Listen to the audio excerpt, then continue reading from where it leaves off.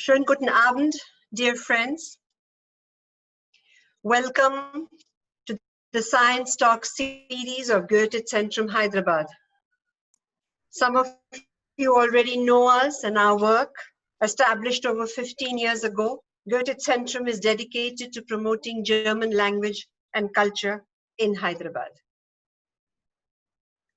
In these novel corona ages, all our language classes have successfully transitioned to online platforms, as have the cultural events.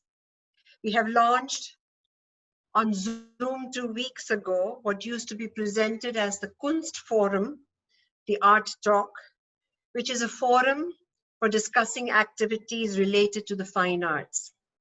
Science Talk is another such effort to bring learnings and cutting-edge research to our audiences.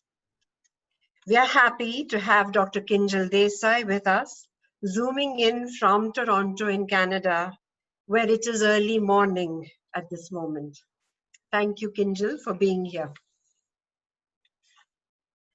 Kinjal Desai is a postdoctoral research fellow at the Hospital for Sick Children, Toronto. Kinjal received her Bachelor of Science at the St. Xavier's College in Mumbai and her Doctorate of Philosophy from Dartmouth College in the USA. She's a senior postdoctoral research fellow at the Hospital for Sick Children in Toronto, Canada, where she is working on developing a novel treatment for medulloblastoma, the most commonly occurring malignant brain tumor in children. She's also an instructor at the University of Toronto School of Continuing Studies and has guest lectured at the University of Toronto Molecular Genetics Department.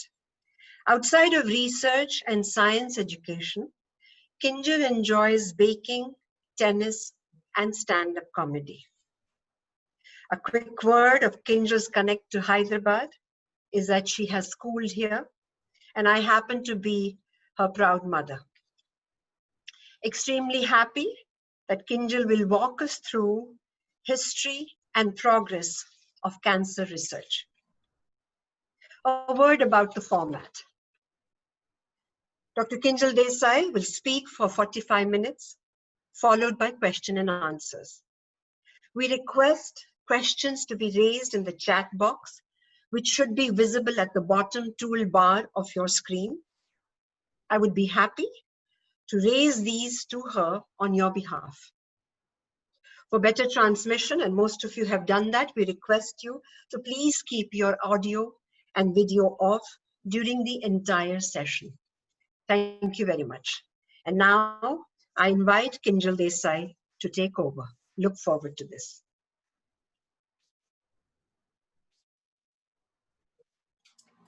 Thank you. Very professionally, I will say, Mom. I'm really excited to be here today. And as my mother mentioned, I'm a part of the Sick Kids Hospital as a postdoctoral research fellow. But today I represent a group that I volunteer with, the Research Information Outreach Team, which is in Toronto. And I'll speak a little bit more about that. I'm very excited because this is our first overseas talk, and it's lovely to sort of see some familiar names and faces as well for this first session. And so today, the presentation is called The History and Progress of Cancer Research. So it's not very technical, but it's going to be somewhat of an overview of how cancer research has progressed over time and some new innovations that are currently happening in the field. I'd love to have questions at any level. I see there's a range in the audience of sort of scientific expertise, so I would be very excited to engage with many of you after this. And so who we are, as I mentioned, we are the Toronto Research Information Outreach Team. We are affiliated with the Canadian Cancer Society and a community and general public science outreach talks such as this one. We also speak to high students and have high school events with them. And we also post blogs on exciting new cancer research on our website, torontoriot.com. So feel free to check it out. On the left are the two most recent blog posts that we have uploaded. One is on CRISPR, which I think a lot of people are very interested in. It's a gene editing technology. And then some information about stress and cancer cells is another one. So definitely take a look if you're another kind of quick disclaimer about us. We are a group of cancer researchers who volunteer. Our goal is to share the knowledge of cancer and highlight current research, but we are not licensed medical professionals and not qualified to give any kind of medical advice. So for questions specific to a cancer case, it's better to a physician or an oncologist. Just a quick disclaimer. We often do presents at communities. And so just a recap of what the introduction, the very kind introduction already given, my scientific journey so far actually begins in Hyderabad, and I see Dr. Kaspeker in the audience, so hello. I did my bachelor's in research at CC, which sort of kickstarted my interest in research in the lab. So that's been wonderful. I spent some time doing a master's research at the University of Bombay, and also spent some time working on Bangalore. Did my PhD in the United States at this lovely university, and I've been in Toronto for the last 4 years doing a postdoc and also doing my volunteering work, through which I'm here today.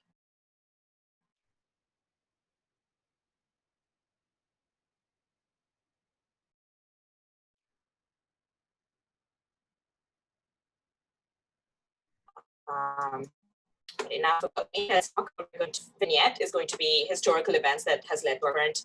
And this is a book written by Siddharth Mukherjee. Many of you may be already familiar, but it sort of highlights recent and past events that leads up to present-day cancer research, and it's a good read.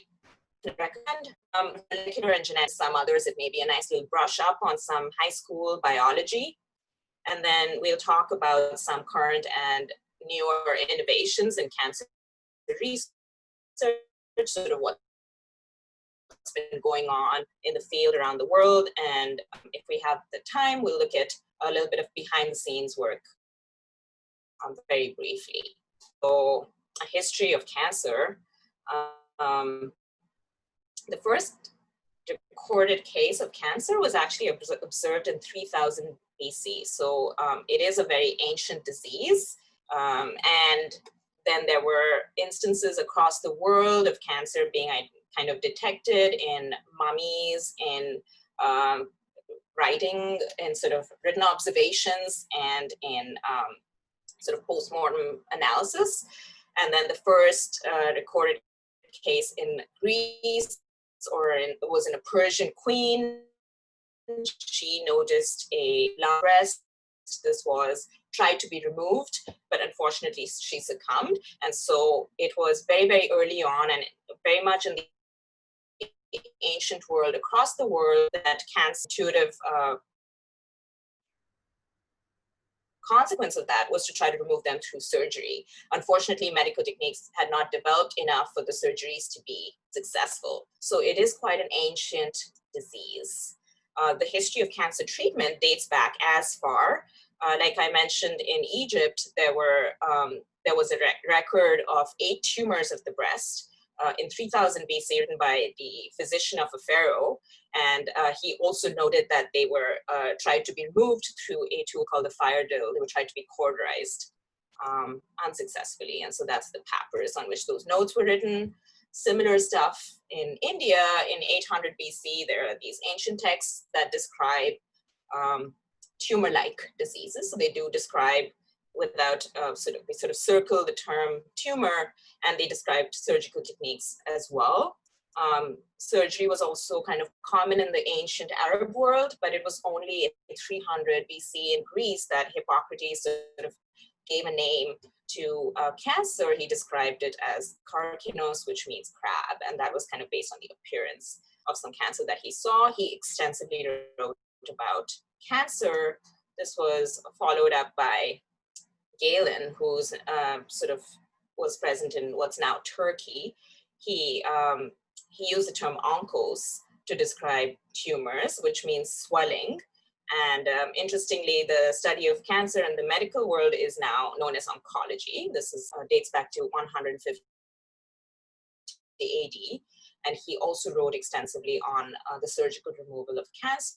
So it was around this time that cancer started to really be studied and made extensive notes of, and that's when sort of kick-started the understanding of cancer. But let's jump forward several centuries. The microscope is invented in the Netherlands, and cells and cancer later on, few centuries later, cancer cells and pathogens become visible to the human eye, and that sort of really increases the understanding of what's going on at the cellular level. Cancer cells sometimes look visibly different under the microscope, and so that's sort of a very interesting observation that immediately jumps to the eye. It was in 1890 or in the 1890s that radical mastectomy. And so even though surgery is actually an ancient practice, it was only in the 1830s that anesthesia was invented or discovered. And that's when surgery could actually be used for medical practice. And so in 1890, radical mastectomy, which is removal of the breasts, was developed. And the picture you see here is of Angelina Jolie. I'm sure many of you are familiar, but she's an American actress who decided to get a preemptive double mastectomy in order to prevent or reduce her chances of getting breast cancer because she has a mutation that sort of predisposes her to it. And that's something we can talk about a little bit later. In around the same time, X-rays were discovered in Germany and soon began to be used in cancer treatment. So we have surgery, we have radiation, and it was in Japan in the early 1900s that cancer was induced in lab animals for the first time by applying coal tar to the rabbit's skin. And so there had been an idea forming by this time that cancer could be caused by extrinsic or environmental agents, and this was tested in a lab for the first time during this period. And then during the Second World War and in the 1940s was a boost or like huge boom in the creation of pharmaceutical agents, including one chemical compound called mustard nitrogen to treat cancer. Paradoxically, it was very toxic also, and that is a sort of the double-edged sword of chemotherapy. And so chemotherapy began in the 1940s. So it's the kind of the last of the three staple ways to treat cancer that sort of got invented or sort of came into the main state. And then in the I've written 70s here, but I think it happened a little bit earlier. A fund was organized for organized cancer research got created for the first time, and this happened in Boston. It was known as the Jimmy's Fund, and it was to treat a young boy called Jimmy to kind of pay for his treatment and understand his cancer a little bit better. And the money that came into it sort of created what's now the Dana-Farber Cancer Center, and Boston actually has probably the world's biggest hub of cancer research in the world. And that's also when organized research and cancer institutes started to be created. And I think I have it here again. Funding for organized cancer research ramps up worldwide. 1971 was also the year that the then President of the United States, Richard Nixon, declared the war on cancer. Also during the 1970s, a lot of molecular biology techniques started to get nicely automated and sort of understood a bit better. And so molecular biology and modern medicine really leapt forward at this time, and sort of the era of molecular biology has begun and sort of creates a lot of room for progress in basic science and medicine. And so now there are cancer centers all over the world, and there's a lot of really interesting research going on. What kind of research is it? The areas of cancer research span a lot of different areas. The biggest one and the one we are all most familiar with probably is basic and basic biomedical and translational research. There's also fundamental cancer biology, diagnosis and treatment, early detection. So all of these are areas of basic research over and above being practiced in the clinic. There are other aspects of cancer that are sometimes overlooked, but are active areas of research also.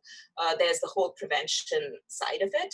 So looking at healthy eating, healthy lifestyle factors, the effects of external risk factors such as tobacco, etiology, occupational and environmental. So these are big areas of research also, and they are funded.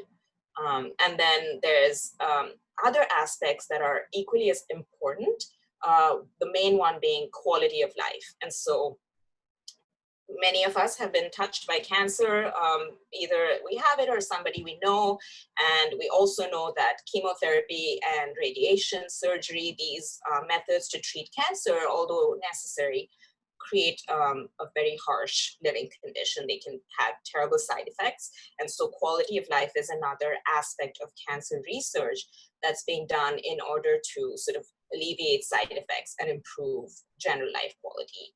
Survivorship, supportive care, end-of-life care, fundamental cancer journey. And I recently heard a postdoctoral presentation on the quality of life and the mental health of caregivers of cancer patients. And so all of these aspects are important and need to be kept in mind. The funding for these different areas of cancer research is sort of proportional to the amount of importance that people give it. And so basic biomedical and translational, which focuses a lot more on understanding the biology of cancer and looking into better detection and treatment, gets the lion's share of funding. This is Canadian data, but it's pretty true worldwide. So it gets about 75% of the research funding. And then 17% goes into prevention, and then quality of life gets about 10%. And so now that we've discussed all these aspects of cancer research, all the different areas and sort of funding a little bit, let's just dive into what cancer is. I know we all have a very general idea of it and sort of that it's a malignancy and uncontrollable growth, but what's really happening? And we have to begin to understand cancer by first looking at the normal cell. And this may be a bit of a refresher for some of you and not at all for some others, but the human tissue, our human bodies are made up of different types of tissues and organs, and all of these are composed of cells. Cell is the smallest unit of life, and a basic representation is on the screen on the right. All cells perform basic functions, of course, such as respiration. This is to sort of utilize the oxygen. The cells generate power for energy to sustain themselves. Waste removal, right? You can't really pile up waste and expect the cell to function properly. And then cell division to maintain themselves. And so the way the cell divides is by doubling all of its DNA and then splitting into and all of the other material, and then completely splitting into two cells. So it sort of multiplies by dividing. It's this thing we used to say in school. Anyway, so all of these functions are carried out in the cells. And while they carry out special basic functions, cells also have many specialized functions. So on the right, we see sort of a typical skin cell. It's got all these different layers and all these different components to it. And in the skin cell, more than, as an example of types of cells that respond to signals from the environment, the cell is forming the barrier between the internal bodies and sort of the external environment. And so it makes sense that cells would respond to signals from the environment. Normal cells know when to stop dividing, and this is obviously key. When needed, cells will undergo programmed cell death, which is a process called apoptosis. There are other ways in which cells can die also, but this is very important because cells, when they have divided through multiple cycles, they sort of start to experience wear and tear, just like organisms as a whole. And so at these periods, they have a system of checks and balances, which sort of alert the cell that they're not fit to continue dividing, and they shut themselves down. Other ways in which cells could become damaged is that when they're dividing, we just talked about how the DNA completely doubles. The DNA is the genetic material of the cell. It completely doubles. All of the other surrounding material doubles, and the cell splits into two.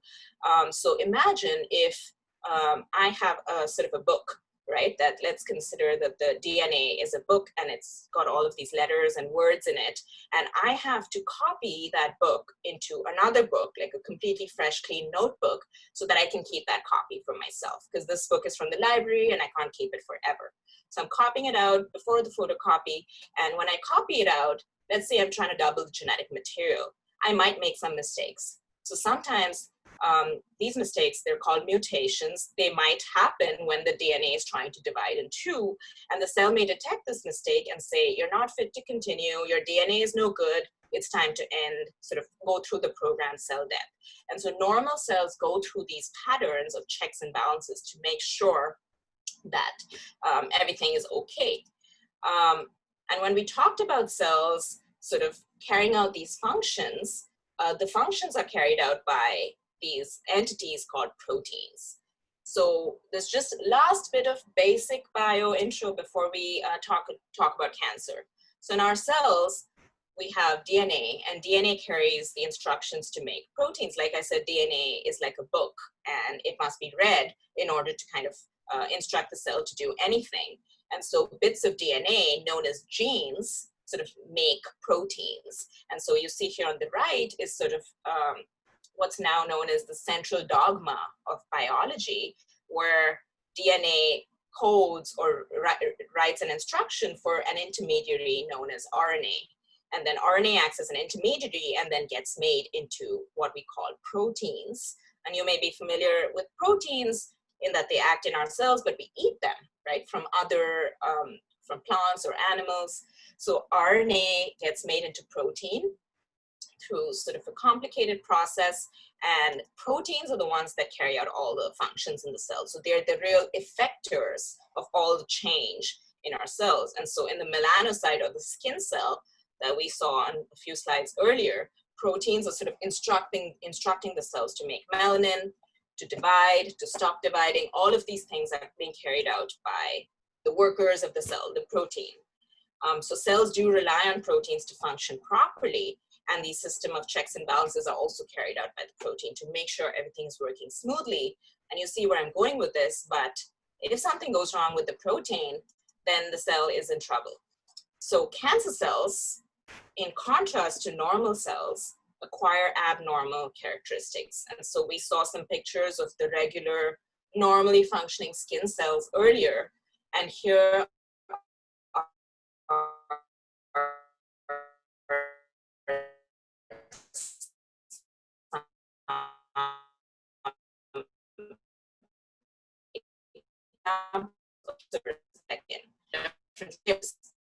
even within the skin. So the properties of cancer cells are that they don't know when to stop dividing. Oh, excuse me. They cannot sense the environment, or they can and they ignore it. They don't undergo cell death. And an example that I like to bring up during this slide is that in the lab, I work with both normal and cancer cells in order to study how cancer is different from the normal cells. And the way that many scientists do this is by picking a piece of these cells and putting them in a dish, and then kind of giving them some cell food. It's called culture media. And then they absorb the nutrients from the food, and then they grow. And they grow by dividing, as we now know. And so when we put normal cells in the culture dish, and then look at it under the microscope, we can see a nice, neat layer of cells. And then when the cells reach the edge of the dish, they stop growing. The reason they stop growing is because they can feel that it's kind of gotten full, and they don't have the space or any other resources to continue growing, right? So that's the normal situation. But if I do the same with cancer cells, I throw cancer cells onto a dish, the cancer cells can reach the edge of the plate, form a single layer, but they still want to keep growing. So then they'll start growing on top of each other, they'll sort of ball up, they'll create crazy kinds of conditions, but they won't stop growing. And so they're not able to sense that it's time to stop. They don't want to sense the environment. They don't want to sense that there are cells around them. They basically grow where they shouldn't. And the system of checks and balances has clearly failed in these cancer cells.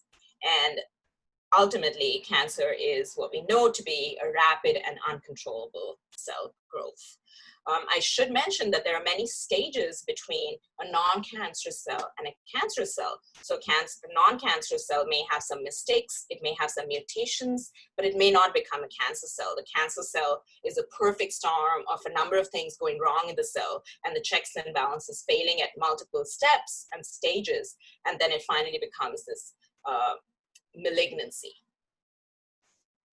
So the sort of properties that I described in the previous slide have been very nicely summarized over decades of research by a group called Bob Weinberg's group. He was published in 2011, where they describe these various properties that get acquired almost universally by cancer cells. So even though there are different types of cancers and they're different from each other in quite a few ways, they also share some common properties. And so I'll just talk about a few of them.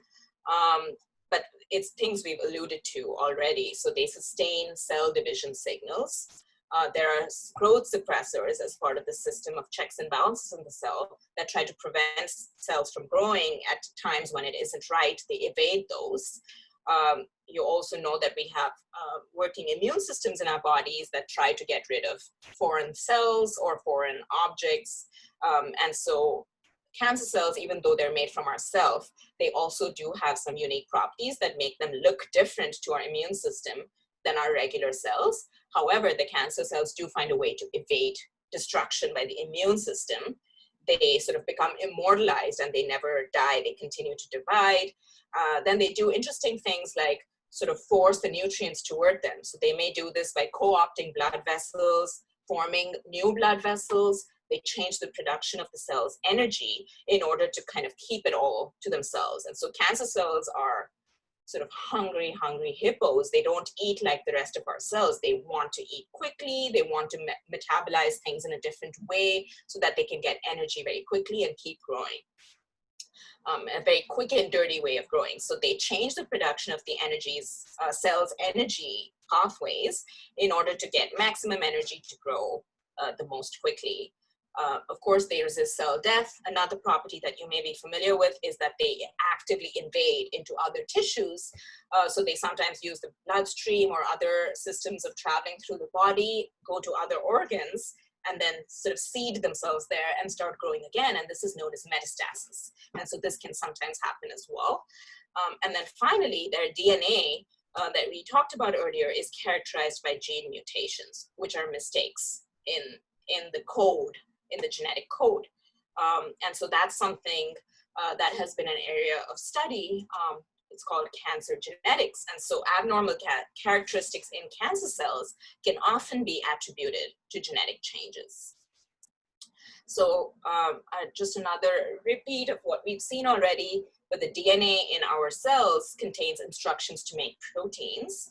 A fun fact here is that every single cell in our body, of course, almost every single cell has DNA, and it has, each cell has all of the genes that could ever be used in humans. And so every single cell has 2 to 3 meters of DNA sort of nicely and compactly folded up inside of it, which is pretty spectacular. Anyway, so the DNA has genes, and genes make proteins which will perform all the actions in the cell.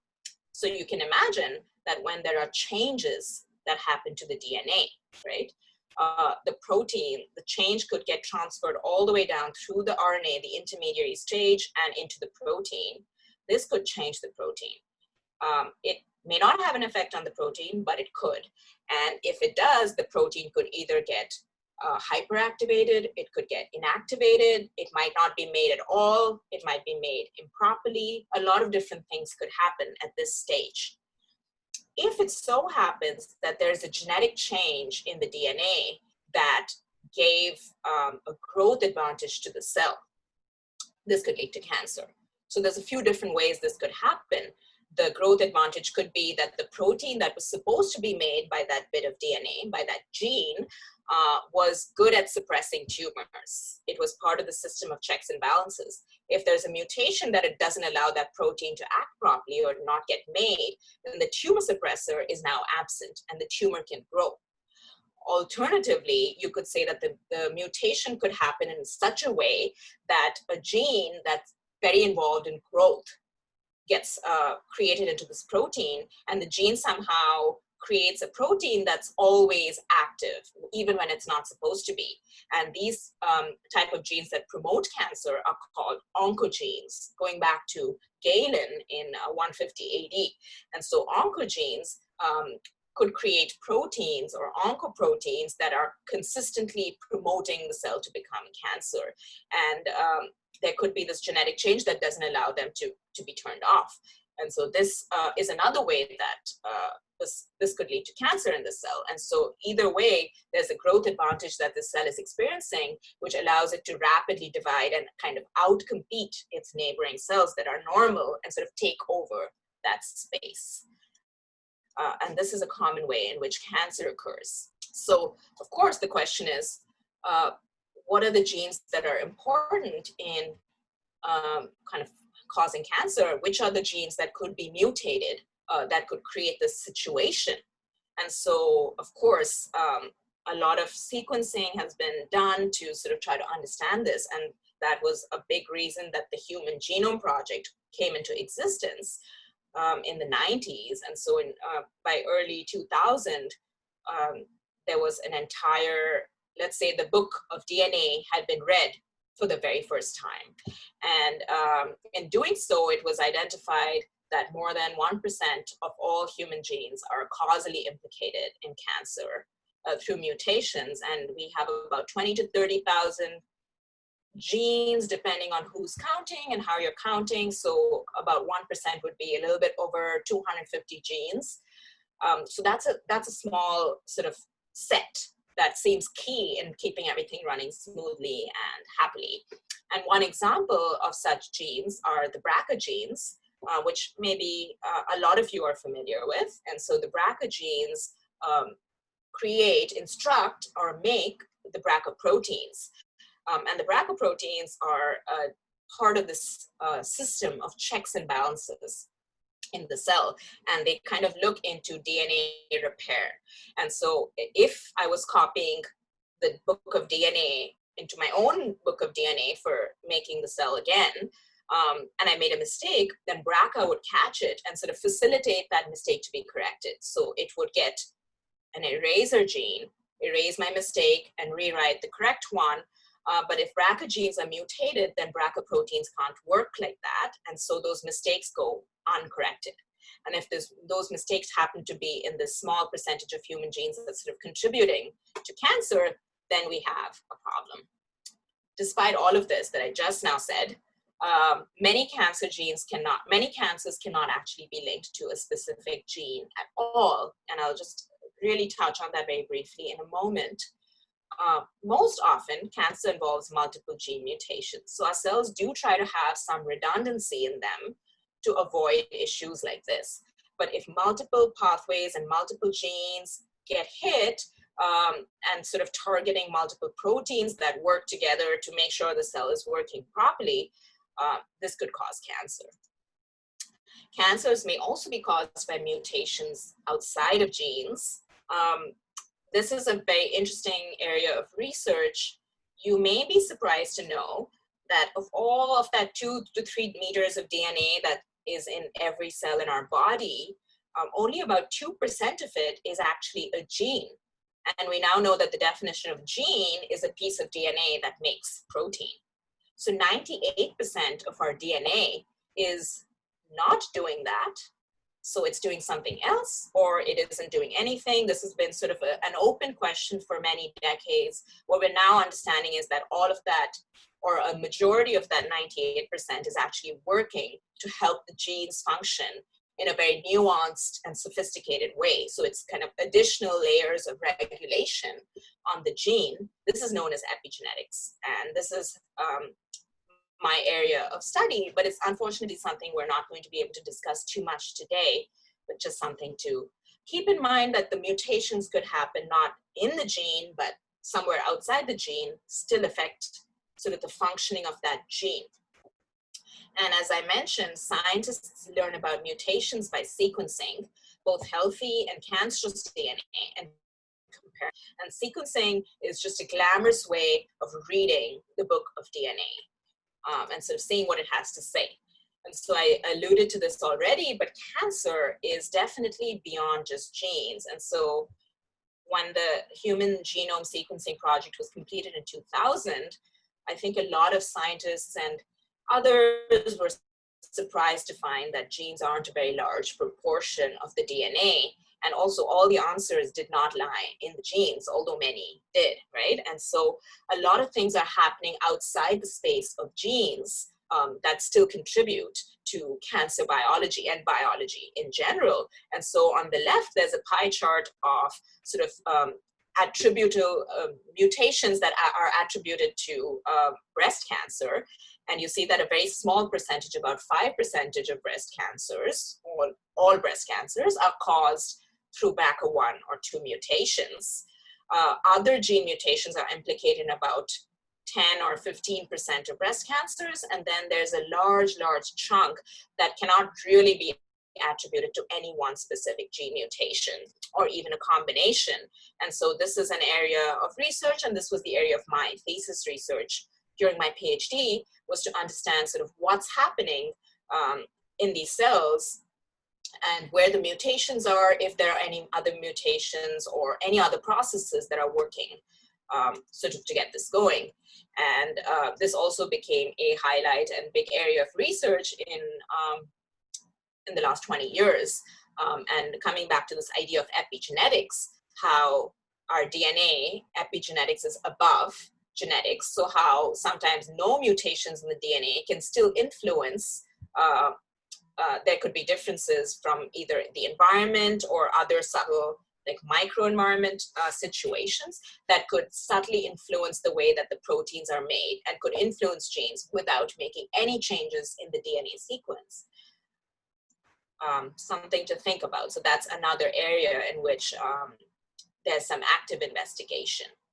But coming back to the idea of genes and molecular biology, sort of understanding that better, it does lead to better designed therapies. And a really lovely example of this is in a type of breast cancer called HER2 positive breast cancer.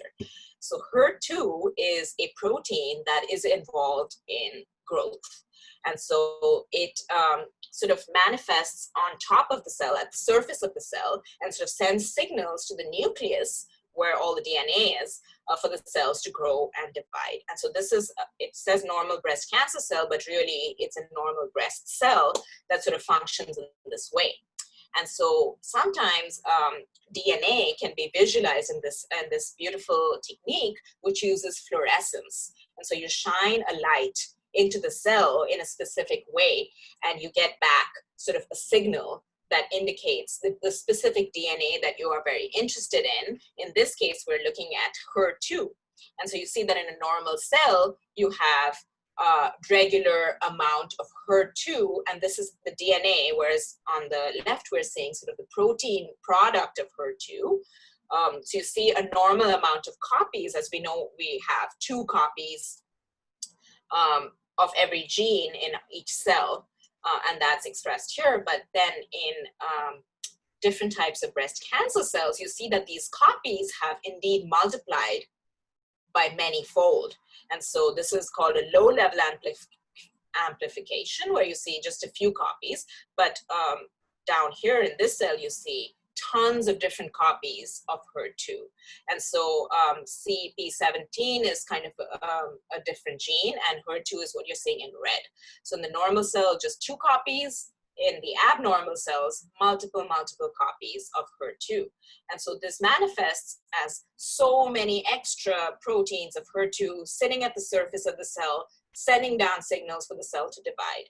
So just try to imagine that. It's a regular cell gets a certain moderate amount of signal, whereas the breast cancer cell is getting maybe 100-fold that amount of signal to divide, it kind of confuses the cell, and it also creates the cell to divide much, much more rapidly.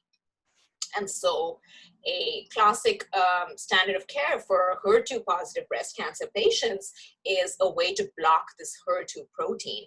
And blocking it has turned out to be a very, very effective way to stop this cancer from growing. It ends up becoming very addicted to growth signals from this protein. And so sort of abolishing that protein creates a situation where the cells are unable to grow. And this is an example of a very successful chemotherapeutic for a very specific type of breast cancer. And so when Herceptin, which is the drug, was given to patients who don't have this HER2 mutation, leading to large numbers of copies of HER2 protein, it didn't work.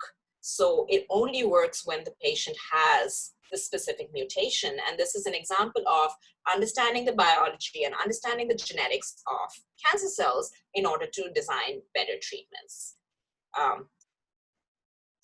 But all of the successes aside, there are a lot of challenges still in cancer research. So current therapies, we know, are not super specific to cancer cells. Normal cells are affected too. And the reason for this is because most cancer therapies target the ability of the cells to grow and to divide very rapidly. They target rapidly dividing cells. But of course, regular cells also divide just to maintain themselves as a part of the normal order of things. And so you can imagine that those cells also get affected. The fastest growing cells in our bodies are in our gut, the cells lining our gut, and our hair follicles. And so that's a big reason that side effects of chemotherapy are losing hair, and a lot of nausea, because the gut lining is also dividing very rapidly, is also getting affected by chemotherapy. So non-specific cancer therapies are a big challenge in cancer research currently. Of course, we also know that even with all kinds of treatment, cancers frequently recur. And there's a lot of different theories behind this and a lot of different ways in which this is happening, but it's definitely an area of research. The other thing that happens is that patients respond differently to different treatments due to the fact that cancers are not really the same in everyone. Even the same type of cancer can manifest in different ways, or it could have been caused by different mutations. It could be growing in different ways as well. And so patients tend to respond differently to treatments. And this is something that needs to be addressed as well.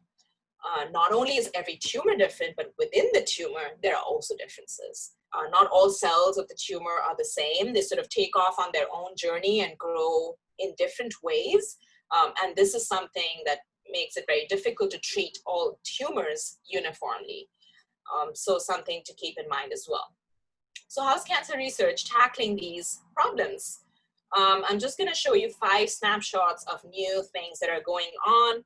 There's always more. There's always things happening, but this is just kind of some small vignettes. And so the first example of this is called drug repurposing. And the chart that you see here is sort of an example of basic research happening in labs, such as the lab that I work in, looking at novel treatments, looking at cancer biology, suggesting some drugs to be tested, moving into the drug discovery phase, the preclinical phase. All of this happens in labs, in mouse models, in different animal models. And then if it's successful through these stages, it moves into the stage of clinical trials, where you have smaller numbers of healthy people, and then you start moving into the different phases of people who would benefit from the treatment, including increasing the number of volunteers. And then when it passes all of these, which means that it's both safe and it has efficacy, it moves into FDA or the regulation body to review it and then sort of approve it to be on the market. I'm not sure if many of you know how long these processes take, but on average, it takes 15 to 20 years for a drug starting at the basic research level and getting approved to be on the market for a specific illness, which is a really long time. It also costs a lot of money in resources and manpower, woman power. And so this takes a lot of time. So once the drug is on the market, it kind of makes sense to see if there are any drugs that have already been approved that could later on work, circle back and work against cancer too. And so an example of this was a drug used to treat peptic ulcers, right, caused by acid reflux, sort of in the stomach. And so it sort of managed ulcers very well. It was later identified in 2002 that people who've been treated for peptic ulcers with this drug, cimetidine, also have a much better survival in colorectal cancer. So this is kind of an example of repurposing drugs in order to deal with other diseases. And there are a lot of examples of this. And it's an area of research in many labs. The next, of course, is sequencing individual tumors to look for what's unique about those tumors and targeting them specifically. This is known as personalized medicine, and it's also sort of growing as sequencing technologies become cheaper. And so when the first human genome was sequenced, it took 13 years, and I think that's $3 billion. Now it takes less than 2 weeks and under $1,000 to sequence a genome. And we do know that there are things in the genome that we can really use to sort of better understand cancers. There are many different ways in which sequencing data can help and inform scientists. One is to look for predispositions. For instance, if someone had a BRCA1 or 2 mutation, they have a much higher chance. They have about an 80% chance to get breast or ovarian cancer. And so identifying predispositions can help with detection of a disease because you know what you're looking for. Other ways you could do it is diagnosis and tracking tumor progression. Basically just tracing tumors over time and seeing how they change and grow. Tumors almost always change in response to drug treatments. The drug treatment kind of creates a situation in which some tumor cells get killed, others get left behind, some show resistance, and the properties of the tumor change. And so this can be tracked by sequencing the tumor before and after treatment. And then finally, designing gene therapies. And so on the right, I have an example of different types of mutations in these people who have the same type of tumor, same type of cancer, but based on their mutational profile, you can match the molecular therapy that they're given to target that specific mutation. And so gene therapies are can be designed around a specific mutational profile or the specific genetic profile of a patient. This is called targeted gene therapy or personalized medicine. A third way that this research or these challenges are being tackled is through gene editing. And so this is something that has not been approved for human use, and for good reason, because there's still a lot of drawbacks to this technology.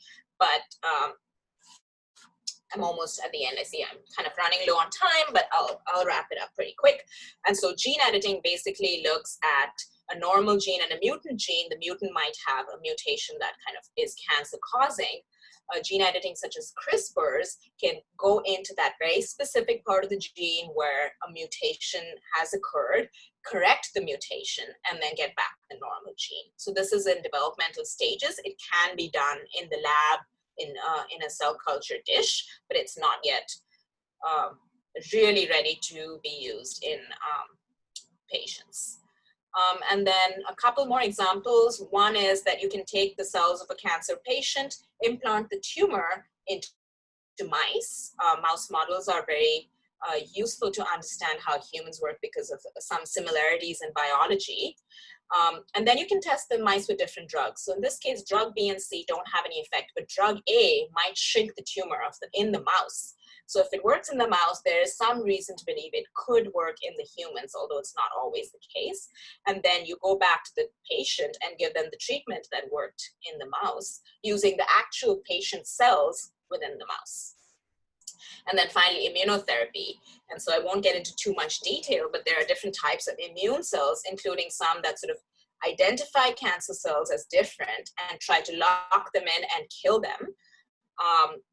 And the cancer cell actually is able to bind or sort of restrict the activity of the immune system by physically stopping them. Immunotherapy drugs can actually block that. And so the immune system becomes free to catch and kill the cancer cell. And that's also an emerging area of research. So in summary, cancer is an ancient disease, but modern science and medicine has really taken the treatment and understanding of it forward. The classic modes of therapy, surgery, radiation, and chemotherapy are still used, but we're moving towards specialized and more effective treatment options, including all of these examples that we just saw and many more. Personalized and combination therapy will prove very useful. And then very briefly, in the next few minutes, I'll just go over sort of what I've been working on in the lab. I work, as my mother said, on medulloblastoma tumors. The tumors are not identical. All cells in the tumor are not identical. And so there is a type of cell within that tumor, which are known as the stem cells. And what happens is that when traditional chemotherapy is used, the stem cells become resistant and sort of grow back the tumor. So what I would like to do is identify, in this case, epigenetic differences and vulnerabilities so that we can also target the stem cells. And so, I'm sorry, the question I was asking is, how are these cells all different from each other? And so I found a way to profile them and found some differences between the different types of cells. And now I want to target that property. And so just really kind of briefly and simplistically, if we consider that we use a chemotherapy to get rid of the bulk of the cells, or the majority of the cells, but then the left behind cells, we use a novel therapy to kind of kill them off, then the tumor can't come back. And so that's exactly what I did. I sort of identified a property of the stem cells that could be targeted. I used CRISPR to sort of inactivate the gene that I thought was playing an important role in the stem cells. And then I planted both the ungene-edited cells of the tumor, as well as the gene-edited cells in which the protein or the gene has no effect. And then I grew them. And you can see in this actual data from my lab that the cells that had no change in them were kind of rapidly able to grow tumors in the mice, but the ones in which I had made the gene edit for this gene that I think is going to sort of contribute to cell growth, there are no tumors. And so I'd be happy to take questions. I know I sort of like went through the last bit a little bit quickly, but I just want to leave time for questions. I'd like you to, if you're interested, encourage you to visit our website, or we have some social media platforms as well that are active. Thank you all very much for your attention, and I'd be delighted to take questions. Thank you so much, Kinjal. This was very lucid. This was very clear for lay people like us, and talking about a taboo subject which people have fears and have a taboo to talk about, a stigma that is connected to it, to make it so accessible, to make it, chop it up into pieces for people like us to follow, has truly been a very enlightening, session. Thank you so much. I do see questions that have come in, and I will try to take them up one by one, and I invite others to please write it in the chat box. There is one person who writes saying that there is a stigma attached to the disease, to cancer, and therefore to tests as well. So how does one detect it, particularly in children? Does one or should one do regular checkups? Yeah, that's a good question. Well, children get cancer less than adults, and the reason is because there are more mistakes in cell division in adults, because their cells have had many more opportunities to divide and have mistakes. So cancer in children is very rare. And that's why it's difficult to detect. You don't really expect it. And there are panels that you could use. It depends on, I'm not really familiar with all the different testing and healthcare systems in different countries, but I would say rather than try to test and do genetic testing, because we also know that genetic testing doesn't always let you know whether you're going to get cancer or not. There's a lot of other influences and other risk factors. Just be, as you all are mindful parents, watch for lumps, watch for any kind of abnormalities. I work in brain cancer, and a symptom of brain cancer, because there's no pain in the brain, is if you lose balance, right? If you lose your peripheral vision. So there are symptoms of healthy body functioning that get changed sometimes when you have cancer. And of course, other parts of the body, you may experience pain. So just to be watchful for symptoms like that, I think is a better bet. If you're a high risk person, such as a very strong history of cancer in your family, then it's more advisable to go for a genetic testing, because you're more likely to have a mutation that's been passed down to you and your children that could lead to cancer. Lovely, thank you. Your own teacher from the school, Vijaya Lakshmi, wants to know, hi teacher, is breast cancer inherited? And the next question she asks is, what is the role of monoclonal antibodies? Great questions. Some types of breast cancer, or a small proportion of breast cancer, is inherited. Maybe, I don't know the percentage, 5 to 10% of breast cancer is inherited from parent to child because of these mutations. As an example, the BRCA mutations are sort of passed on through. The majority of breast cancer is not inherited. It happens during a person's lifetime. Some of the risk factors for breast cancer, over and above mutations that could be randomly acquired, are weight. And so being overweight or obese is a risk factor for breast cancer. And then I'm trying to think, a hormone. So some people do take hormonal contraception, oral contraceptives. There's a very slight increase in risk by taking daily hormones, things like that. And so there are risk factors over and above the genetic ones. So long answer short, some breast cancer is inherited, most is not. Monoclonal antibodies are a sort of type of, so antibody therapy is a way to identify something on the cancer cell that's different from a regular cell and sort of target it. And so I'm not fully familiar of the different kinds of treatments that are being developed in different kinds of cancers, but it's definitely an emerging area of research. And a big way to do that is to find what's different on the cancer cells that can be picked up by the immune system. And this is also a type of immunotherapy. Immunotherapy is a really effective way to target cancer cells and a big area of research. Mm-hmm. Okay, wonderful, thank you. Uma Sridhar is asking, and by the way, may I interject here by saying that people are just raving about the quality of the talk and how you have really reached out to us. Thank you on behalf of everyone who's been writing on the chat box. Pleasure. Uma is asking, do you know if treatment like targeted gene therapy and immunotherapy are available in India? I don't know, but a lot of these are still in clinical trials here in Canada.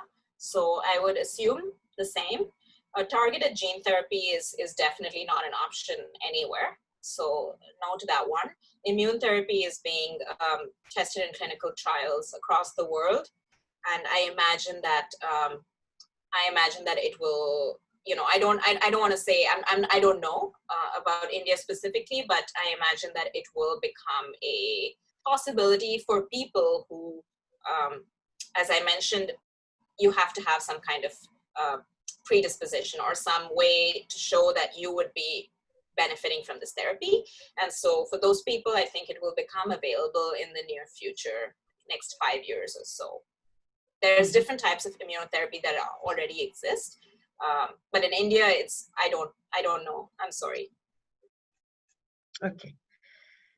Niranjana is asking, why does cancer manifest itself differently in each person?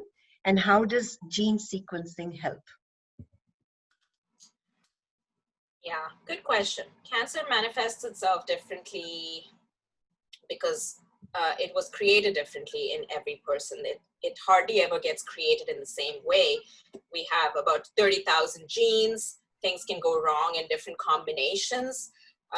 It's also a matter of chance when a cancer cell gets created and how that cancer cell is going to create the rest of the tumor. It's sort of a very stochastic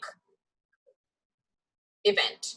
And so that's the reason it's different. We also have different lifestyles and different environments that influence our genes in different ways. We all carry mutations. Mutations occur in each and every one of us. They're not all cancer-causing mutations, but they are mutations. We also have slight genetic differences from one person to the other that we inherited from our parents. And so for all of these reasons, we're each slightly different from each other genetically, and of course environmentally, or so epigenetically also. The other reason is that our environment and our lifestyle and diet change the way our cells function. So if someone exercises very regularly compared to someone who doesn't, their epigenetics are going to be different. Same for, you name it, any kind of lifestyle intervention. And so all of these unique individuals, and because of that, cancers grow differently. The way that gene sequencing could help is to identify if there were any mutations that were different in different people that could be targeted by therapy. Lovely, thank you. Dr. Abhijit Mitra would like to know, could you comment on increase in propensity to breast cancer post-menopause? Yes, great question. Yes, there is an increased risk to get cancer post-menopause. Yeah, as you know, that the beginning of puberty and the end and menopause are periods of hormonal change in a woman. During puberty, estrogen, which is the female reproductive hormone, starts to get created. The eggs start to get released, and the ovaries are making estrogen. During pregnancy, there's another burst, and then at menopause, the hormone levels get affected again. 2/3 of breast cancers are actually caused by elevated levels of estrogen receptor in the breast cells. And so these changes, it's kind of difficult to really say why, but my guess is that there are genetic predispositions that sort of keep the levels of estrogen elevated in those cells, and the hormonal change is something that kind of pushes the cell over the edge. It continues to be producing high levels of estrogen, and the cells become dependent on estrogen pathways for growth. And because of that, it seems like the cancer gets initiated.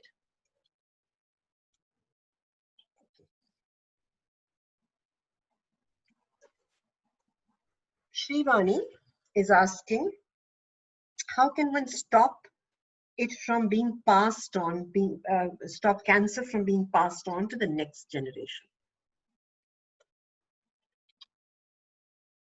There isn't a lot of literature about whether a cancer itself would be passed on from generation to generation, but in terms of the mutations that cause cancer, for instance, if somebody had a BRCA mutation, then it's not possible to stop that mutation from being passed on to the next generation if you're giving birth, like natural birth to your child. If the child is from your eggs or sperm, it's not possible to change the mutational status that's going to be passed on, but that's kind of where gene editing is starting to play a role, although it's not really advisable in the cancer context, because cancer is caused by not usually one gene mutation, but a number of them. But you could reverse those mutations technically. This is all hypothetical. You could reverse the mutation in an embryo, and then the embryo would be implanted in the mother's uterus and then grow without the mutation. Cancer itself, it's a great question. I don't know. It would be interesting to speculate, but cancer usually does originate in the cells of the self, so it's not technically really possible to pass it on. For the mutations, if there's a history of cancer in a family, then it's good to get tested. Even though you can't prevent the mutation from being passed on, you can be more mindful and go for an earlier detection, which is very, very helpful. Thank you, Kinjal. There is your own Masi, Neha Bhatt is asking from Pune, what is the survival rate in mice after the edit? Nice question. I'm writing my manuscript now. So the method that I did, I wasn't really able to show a lot of data, but I did this experiment in many ways. The one way was that I took tumor cells from the mouse, I made the gene edit, no gene edit, and put the cells back. In that case, I actually saw 100% difference, where the mice that had no gene edit all got tumors, and the mice that did have the gene edit did not get tumors. But that is a very artificial way to test the gene and the role of the gene, because the cells were implanted into the mice and they were kind of forced to have a tumor. The other experiment that I have been doing is to use what's called a transgenic mouse model, which means that the mice already have the mutation sort of passed on from their parents. That's going to give them this type of brain cancer. This is a better model because then they naturally develop the cancer, and they also develop it in their brains, which is the place that it happens in humans as well. And so I was able to get a drug to target gene that I'm interested in, and I was able to eat the mice this drug at early stages. And then once again, I noticed that weren't fed the drug went on to develop tumors at a rate of 80%. And the ones that did get the drug didn't get the tumor. Perhaps if I watch them for a long time, they were to get tumors later on in life. I don't know. But to answer your question, it's pretty effective. Anjali is asking, do lifestyle changes check the mutation of genes and hence stop cancer? Lifestyle changes will not change mutations, but lifestyle changes will change the epigenetics of your cell. In general, vigorous exercise or daily exercise, and then other practices such as meditation and yoga, which bring down stress levels, are known to be beneficial for health in general. It's also quite possible that exercising regularly will sort of alter the functioning of your cells in a way that cancer may be staved off. This is a very big claim, so I want to be careful when I make it, because some people have mutations and that mutation does predispose them in a big way to get cancer. However, in people that don't have any damning mutations, it's known that improving your lifestyle, your diet, and sort of staying in a healthy weight range and exercising frequently is just in general very good healthy practice. The other thing I should say is that even after cancer diagnosis, exercise and other lifestyle interventions such as yoga, tai chi, meditation are sort of help with good health and well-being. Thank you, Kinjal. I hope you're not too tired because the questions keep on coming. Happy to take them. We might take them for another 5-10 minutes, and then we will have them right into you. Smita Asthana, you may recall the name. Hi, Auntie. What is the probability of cancer recurring at the same site or elsewhere after complete recovery?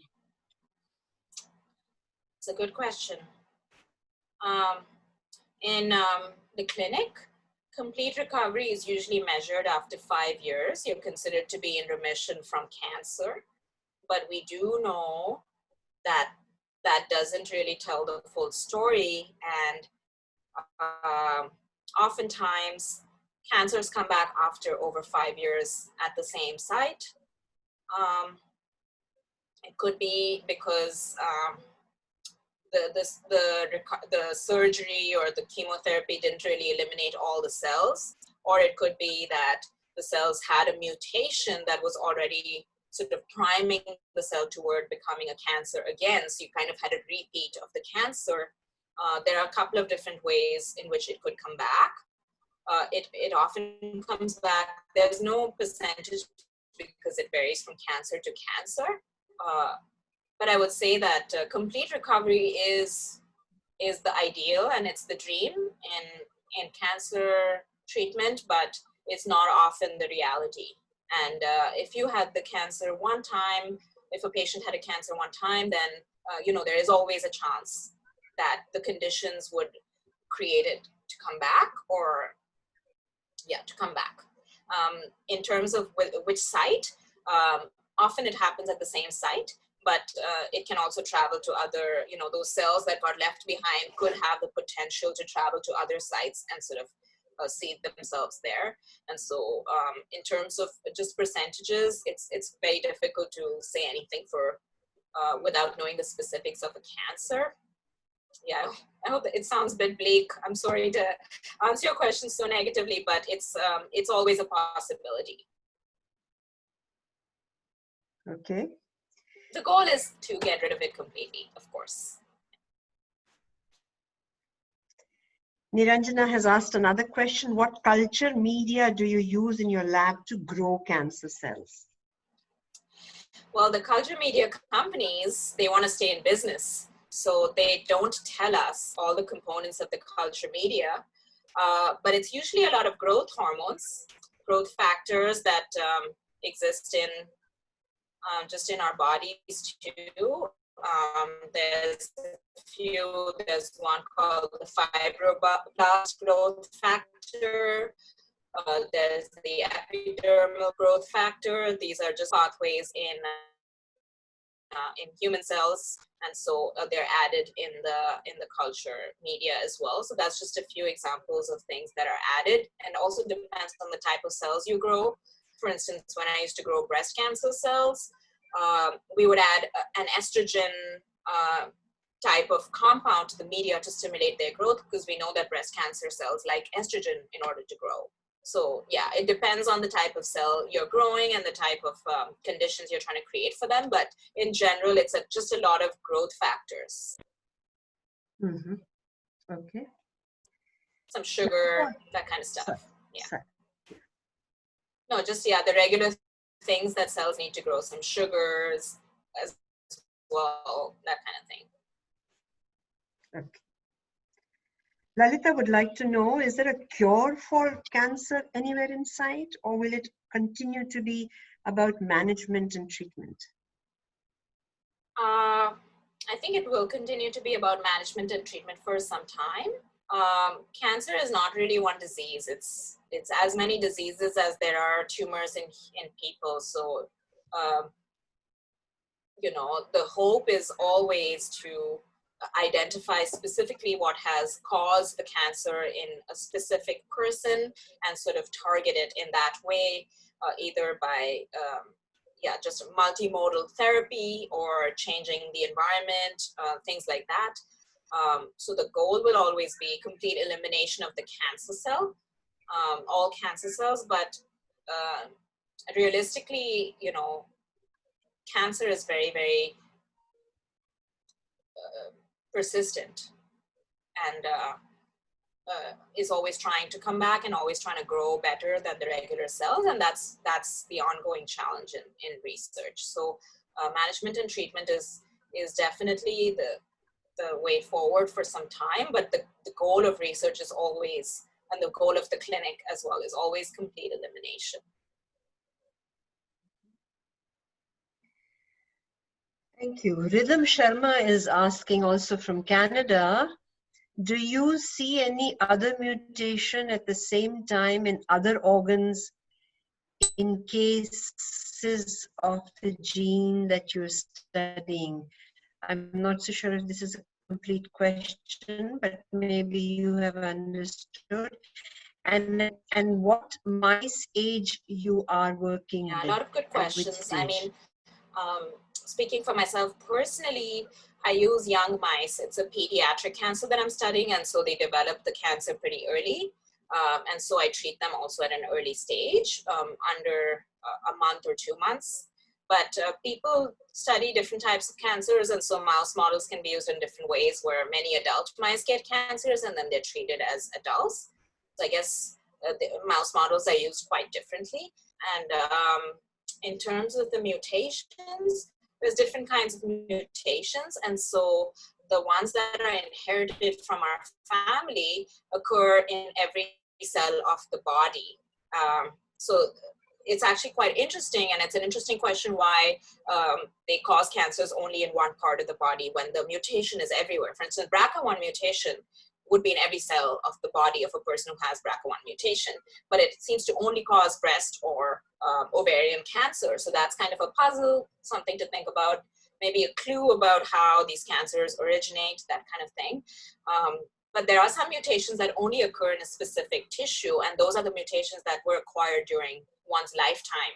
So for instance, skin cancer is often caused by mutations to the skin cells from ultraviolet rays, and those mutations would be acquired only in those few cells, most likely. And so that's kind of a difference in at what stage the mutation was acquired and how it can affect the biology of the cancer. In terms of my specific gene that I'm interested in, the gene, I don't know the mutational status across the body, but the gene is very, very active only in the brain and in no other part of the body. That's the only place it plays a role. And so it's only kind of active there as a protein. It's only expressed there, and it's hardly ever mutated. It's a very important gene. It's hardly ever mutated. Abhijit Mitra is asking, are you aware of any studies correlating propensity to breast cancer and the range of microRNAs in individuals? You know, I won't be able to name any specific studies, but yes, I think that microRNAs are sort of starting to be playing a role in every kind of cancer. That's what's coming out. And so microRNAs for the rest of the audience are, you know, we talked earlier about how DNA makes RNA and then RNA makes proteins, and that's what we thought RNAs did as just an intermediary, but it turns out there's different types of RNAs and they all play different kinds of roles in the cell. So there is an entity called a microRNA, a very small piece of RNA that doesn't make a protein, but sort of is able to flit around the DNA and sort of act on the different genes. So we're learning all about these microRNAs, and it looks like seems to be specific microRNAs that could be involved in breast cancer development and progression. And if you're interested, I can look up some papers and send them along. Mm-hmm. Okay, thank you. That's to Dr. Abhijit Mitra. Yeah. There's one more question from Hetal Vyas. Name familiar. Another Masi. Yes. How gene therapy may be useful in hematology, specifically in hemophilia, though it is not related to cancer? Well, my knowledge is not very widespread on other diseases, but I'll just kind of attempt to answer. I think that some hemophilia might be caused by a specific mutation. In that case, gene therapy in humans, we are pretty far away from it, I would say. I know that it's, so some of you may have heard that there were some CRISPR, some gene-edited babies that were created in China a couple of years ago. It was illegal, and so there is kind of a ban currently on human gene therapy in that way. But if the mutation was inherited from your parents, then you can only reverse the mutation at the stage of the embryo. So the parents would have to plan to have the mutation reversed in their future baby. So it's quite difficult to do. In terms of mutations that were acquired, they cannot be reversed because you would have to remove those cells, make the mutation, put it back. There are technologies that are being developed, such as viruses that you can kind of inject that would make these changes. These are all being developed, but it's difficult to know how, if they would be at reversing mutations and whether they would lead to any side effects. So it's all kind of like very new, gene therapy in general. In terms of reversing mutations, I think we're a little bit of a ways from that. Yeah, but there are possible other solutions, such as compensating for the mutated gene by kind of adding it back in the system, things like that. There are other things that are also being looked at. Great. Last two questions. This is from Shreyas and Urvi. Hi. Is there a scientific research that supports the increased risk of cancer with food and water exposed in plastic? I'm not very familiar with this research, so I don't want to comment. But it's without a doubt that the food that we eat and the quality of the food that we ingest, the quality of the things that we put in our body, and the way that we treat our bodies is becoming a very important factor in our health and in the development of cancer as well. It's a very new area of research, so there's just a lot that needs to be done. Very rigorous and controlled studies are still being conducted or yet to be conducted. So it's difficult to make any definite conclusions, but I think it's quite intuitive. We could all agree that taking better care of our health and really eating things that are of high quality is probably the best bet, the best thing we can do for ourselves. Dr. Nandita Shah happens to be in this session as well.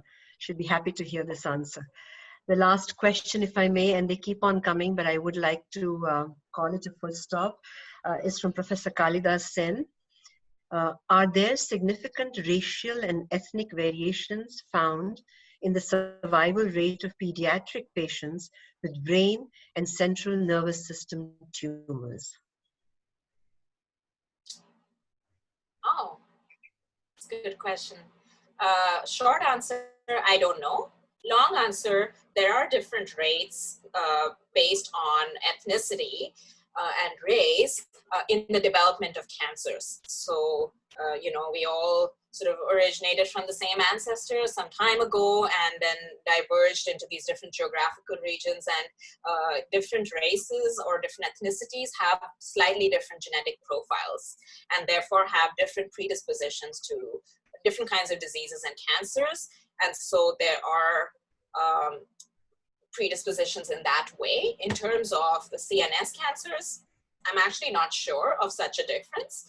I do know that males are more predisposed to certain brain cancers than females. So there seems to be some kind of sex-linked or sex-dependent factor, which we don't know what it is. And then in terms of response or survival, you know, it's difficult to rule out because we could have predispositions, genetic predispositions that help us respond better to certain drug treatments. So yeah, not that I know of, but it's very difficult to rule it out. Yeah. Thank you very much, Kinjal. I see that there are a few questions that we have not been able to take, but it has been incredibly wonderful. The chat box, I don't know if you're able to follow it afterwards, is full of compliments to you about how lucid it has been, how excellently presented, great slides. So I'm actually quoting it from the people who were here. We were about 80 to 90 people at different times listening to you. Thank you so much for getting up early and making this happen. And I think you have whet our appetite for learning more, and we hope that you will accept our invitation sometime later again. And I really think this was an incredible session. Thank you, Kinjal, for being here. Thank you, all of you, for coming online today to kickstart our science series on the Zoom today. Thank you all, and thanks, Kinjal, for being here. Thank you. Thanks for the invitation, and thanks for all the great questions and the attention. I look forward to coming back. I'd love to keep chatting with you all, so I'd be happy to come back. My pleasure, after all. Thank you. Thank you so much. Bye-bye. Bye. Bye, everyone. Bye, all.